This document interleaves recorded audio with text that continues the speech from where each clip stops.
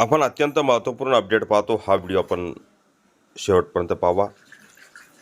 महाराष्ट्रातील शिक्षकांच्या सेवाज्येष्ठताबाबत मोठा निर्णय. शासनाच्या सुधारित पत्राद्वारे स्पष्ट सूचना. 26 मार्च 2026 समोर आपण परिपत्रकसुद्धा पाहणार आहोत. हा व्हिडिओ आपण शेवटपर्यंत पाहावा.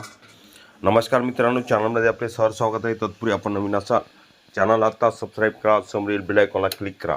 निश्चितच नवनवीन अपडेट अखिल तांबूसर क्लासेस चॅनलमार्फत सतत आपल्याला पाहायला मिळतील. पाहूया सविस्तर.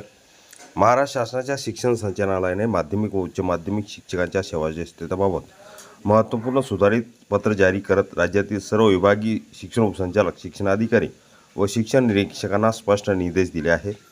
या पत्रामुळे खाजगी शाळांतील शिक्षकांच्या सेवाज्येष्ठतेसंदर्भातील दीर्घकाळ प्रलंबित असलेल्या अनेक प्रश्नावर स्पष्टता येण्याची शक्यता आहे.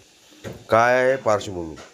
शासनाने यापूर्वी 24 मार्च 2023 रोजी अधिसूचना प्रसिद्ध करून महाराष्ट्र खाजगी शाळांतील कर्मचारी सेवेच्या शर्ती नियमावली 1981 मधील अनुसूची क मध्ये महत्त्वपूर्ण बदल केले होते. त्यानंतर 28 जानेवारी 2025च्या शासन निर्णयाद्वारे शिक्षक संवर्गाची सेवाज्येष्ठता निश्चित करण्याबाबत सविस्तर मार्गदर्शक तत्त्वे दिली होती. ह्याच विषयावर उच्च न्यायालय मुंबई येथे दाखल रीट याचिका क्रमांक 3845/2024 मध्ये 11 फेब्रुवारी 2025 रोजी आदेशही पारित करण्यात आला होता. तसेच शासनाने 23 जानेवारी 2026 रोजी पूरक पत्राद्वारे आणखीन स्पष्टीकरण दिले होते. सुधारित पत्रात काय सांगितले? शिक्षण संचालक डॉक्टर महेश पालकर यांच्या स्वाक्षरीने काढण्यात आलेल्या या सुधारित पत्रात पुढील महत्त्वाचे मुद्दे नमूद करण्यात आले आहेत. 28 जानेवारी 2025च्या शासन निर्णयानुसार शिक्षकांची सेवाज्येष्ठता निश्चित करण्याबाबत सविस्तर मार्गदर्शन करण्यात आले होते आहे.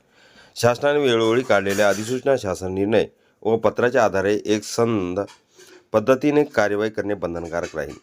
सर्व संबंधित अधिकाऱ्यांनी पूर्वीच्या पत्रातील सूचनाप्रमाणे या सुधारित पत्रानुसारही कार्यवाही करावी असे स्पष्ट निर्देश देण्यात आले आहेत. शिक्षक आमदाराच्या निवेदनाची दखल.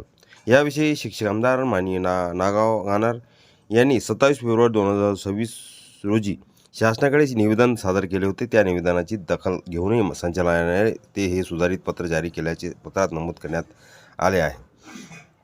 त्यामुळे शिक्षक प्रतिनिधींच्या मागण्यांना शासनाने प्रतिसाद दिल्याचे दिसून येते. या शिक्षकावर काय परिणाम? या निर्णयामुळे पुढील बाबींमध्ये स्पष्टता येणार आहे. शिक्षकांची वरिष्ठता निश्चित करण्याची प्रक्रिया एकसमान होईल. विविध शाळांमध्ये चालू असलेले सेवाज्येष्ठतेचे वाद कमी होतील.